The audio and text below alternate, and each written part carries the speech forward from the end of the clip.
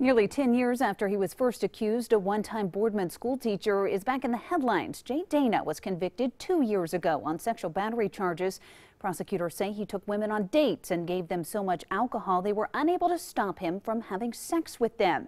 And now there's a new chapter in this case.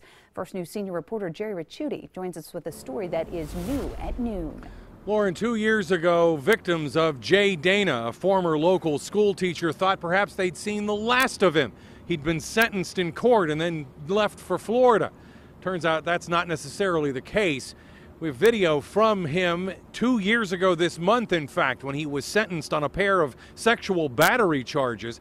At the time, he admitted to drugging women on dates and then sexually assaulting them.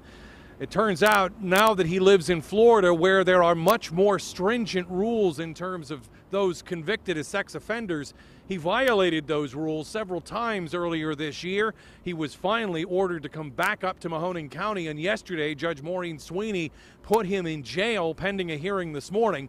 We got video of him as he walked to and from court. He'll now stay in jail at least until this next hearing on August 11th, where the judge will determine whether or not he violated the terms of his parole, I should say. At that point, he could be sentenced to fill out the rest of his unexpired term in prison. That could be nearly a dozen years.